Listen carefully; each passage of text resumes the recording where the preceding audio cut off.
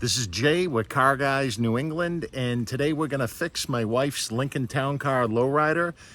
The pump head, the O-ring seal, I believe is bad on that, so we're going to have to take the whammy tank apart, which is a total pain in the ass, but I'm going to try something I've never done before with a whole whammy pump, and I'm going to try to cheat this and just take out one side, and we'll see how that goes.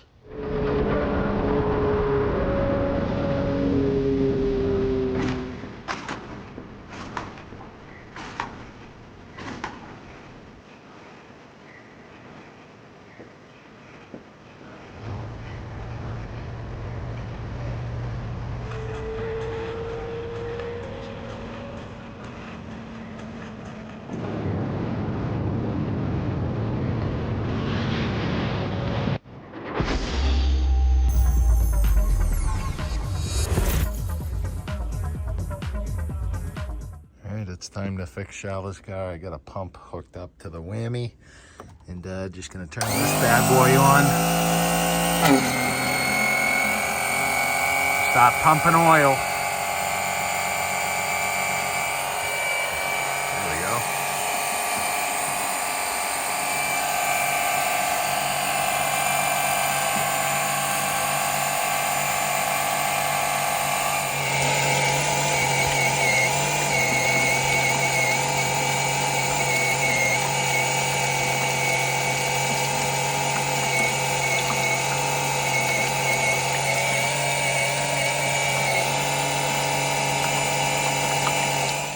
So I've disconnected power to the motor, and now I'm going to get a 10mm socket and remove the bolts that hold the motor on. And carefully, as carefully as I can, I'm going to remove this motor from the pump, or from the block.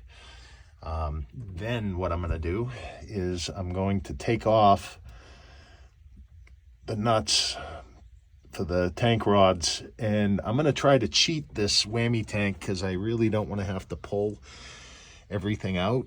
So once the motor's off, I'll unbolt the block from underneath, and then hopefully I can cheat out the block.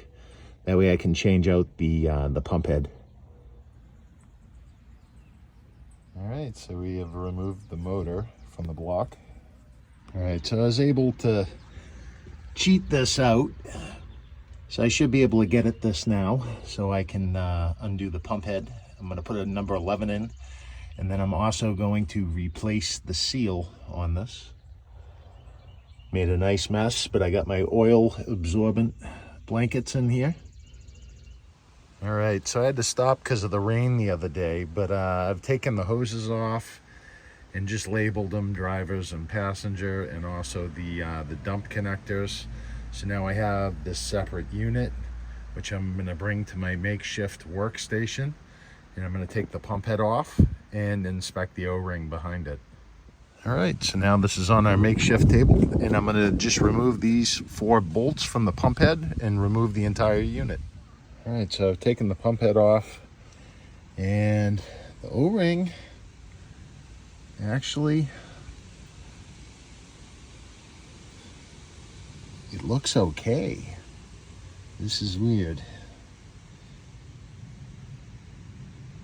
Huh. Well, I'm gonna replace the seal anyways, and I'm replacing the pump head. Also, I'm going to be replacing the motor as well, because something isn't right anyways, so we're gonna take care of that. All right, so I got my new number 11 pump head, also my blow-proof seal kit, and O-ring seal from Lazard Hydraulics. Highly recommend dealing with him. He's an OG to the Lowrider stuff. He's been around for a long time, since the days of layitlow.com. So I highly recommend him, and he's also a good friend. So we got this pump head off. We got the new one that I need to prep. I got to take all the plugs out. All right, so I removed the old shaft seal, and I'm putting on this other one, this gold seal from Lazard. We'll just get that in there the best we can, and then I'll take a socket and I'll just tap it over this to seat it a little bit more, and then I can start mounting my pump head. All right, so the shaft seal is seated, and I'm just gonna get this O-ring a little wet with oil. Make sure it's seated in here, flat, in the right way. All right, so we got the pump head on, the number 11. It's on there. S11. I got the pump head cranked down, and now I can start putting everything back together. All right, so I managed to get the pump back together and bolted it back down. Looks good. Now I'm just gonna reconnect the lines and also the dump connectors. All right, so the hoses are reconnected, dumps are reconnected.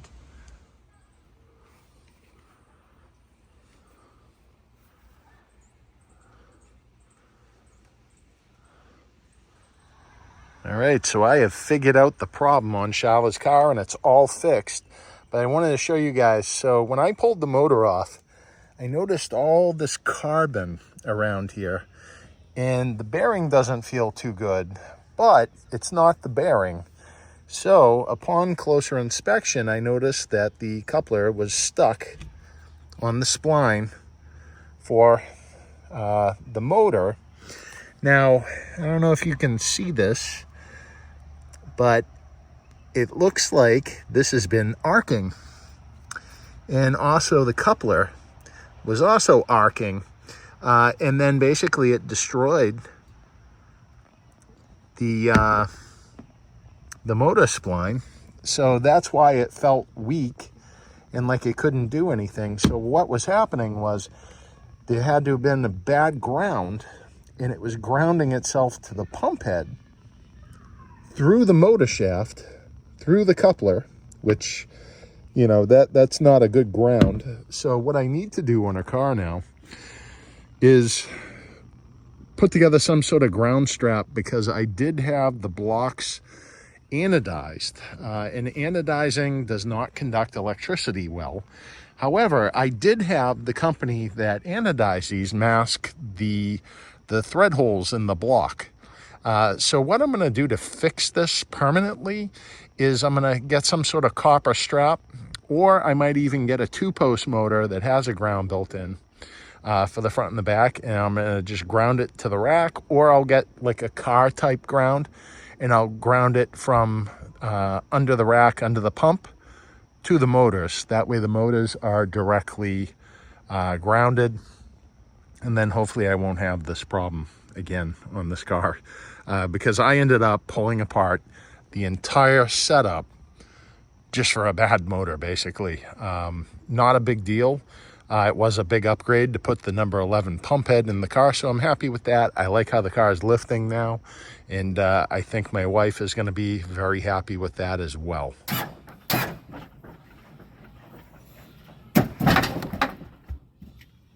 So that's the first time I have ever seen that in a hydraulic setup. In almost 30 years of installing hydraulics, I have never seen electrical damage on the motor shaft like that. So that is a really odd one, but again, I have a fix for this, so I'll take care of that.